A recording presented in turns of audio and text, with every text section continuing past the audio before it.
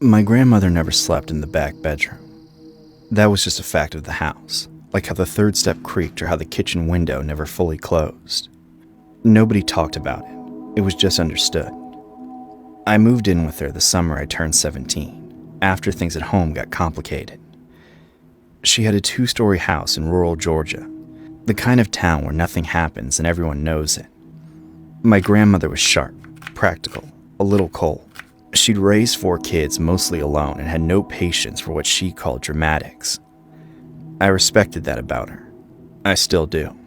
The back bedroom sat at the end of the upstairs hallway. Bed, dresser, a window facing the tree line. She told me on the first day I was welcome to use it for storage. She said it casually, almost too casually, then changed the subject before I could respond. I noticed later that the dresser drawers were completely empty. Empty in a way like someone had decided nothing would ever go in them again. I didn't think much of it at the time. My grandmother didn't believe in air conditioning. My bedroom caught the afternoon sun, and by 9 at night, sat at maybe 90 degrees. I'd lie on top of the sheets soaked through, staring at the ceiling. 3 weeks in, I couldn't take it anymore. I grabbed my pillow and walked down the hall. The back bedroom was at least 15 degrees cooler. A cross breeze moving through from the tree line. I lay down and was asleep within minutes. I woke once in the night for no clear reason, lying there half awake. I noticed the breathing in the room didn't quite match my own. A rhythm underneath mine, slightly slower, slightly off. I told myself it was an echo off the walls. I went back to sleep. In the morning, there was an indentation on the mattress beside me. Just a slight depression, like weight had rested there. I stared at it, then straightened the sheets and went downstairs. She was already in the kitchen. She watched me pour water, then asked quiet where I'd slept. I told her, said it was cooler, that I hadn't been sleeping well. She turned back to the stove. Her grip on the dish towel tightened slightly, just for a second. "Don't sleep in there again," she said. No explanation, no reason given. Something in her tone stopped me from pushing back. Not anger, something quieter. A few nights later, I caved. Middle of July, genuinely miserable. I waited until I heard her bedroom door click shut, then went back down the hall. I slept fine for a few hours. Then, something woke me. Not a sound, more like a change in the air. I opened my eyes, and she was standing at the foot of the bed. Just standing, hands at her sides, staring at me. The hallway light behind her made it hard to see her face, but I could tell she'd been there a while already, settled into it. I said her name. She didn't answer. I said it again. She turned slowly and walked out. No words, just gone, like she'd finished whatever she'd come to do. I lay back down. The window across the room was open about 3 inches. I was certain I checked it before lying down. I hadn't wanted it to bang in the night. There was no wind. The curtain hung completely still. I watched the ceiling until it got light, then went down and acted like nothing had happened. She was cheerful over breakfast, asked if I'd slept well. I said fine.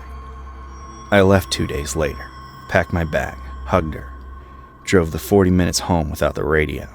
I kept replaying her standing there, still, silent, at the foot of the bed, wrong in a way I didn't have language for yet. This is the part I still don't know how to talk about. 4 nights later, I woke up around 3 to a low, rhythmic murmuring. My brain tried to place it, a TV, a phone, my parents down the hall, but the house was empty except for me. They were away for the week. As I came fully awake, I realized it was in the room. She was standing at the foot of my bed. She'd driven 40 minutes in the middle of the night. I hadn't heard her come in. Same nightgown, eyes open but not quite looking at me, looking through me, focused on something just past my face. I forced myself to listen. Lord, cover this child. Something has followed him, Lord. Something got hold of him in that room, and I felt it leave with him, Father. And he don't even know. She broke into something that wasn't quite English, then back. Demon, you release him. He don't belong to you. He went in that room and you latched on. And I'm telling you now, you have to go. Her eyes shifted, just slightly, to the left of my head. Her whole body still. She was watching something with a focus so total I turned to look, certain I'd see it too. But nothing, just the wall, the dark corner where the ceiling met. When I looked back, her eyes had moved, tracking something crossing the room. Her chin dropped, like whatever it was had come closer. Then, clear and direct, looking straight at me, "Repent," she said. Suddenly clear and direct, looking straight at me. "Boy, you need to repent. You opened a door and you need to close it. You hear me? You need to close it now." I turned on the lamp. She blinked. Something shifted in her face, like a curtain being pulled back. She looked around the room slowly, confused. The way someone looks when they've woken up somewhere unfamiliar. She looked at me, then down at herself, then back at me. She didn't say anything else. She walked out without a word. I heard her settle onto the living room couch. I still don't know how she got in. I'm almost sure the doors were locked. In the morning, she was gone before I woke up. She'd folded the blanket she used and left it on the armrest. She never brought it up, not once, not ever, in the years I had left with her. I've thought about that night more times than I can count. The rational part of me says she was sleepwalking or confused. Or maybe her mind was starting to go in ways none of us had noticed yet. That's probably what it was. It has to be. But I've never been able to fully shake what she said. Something got hold of him in that room. She said it like she knew.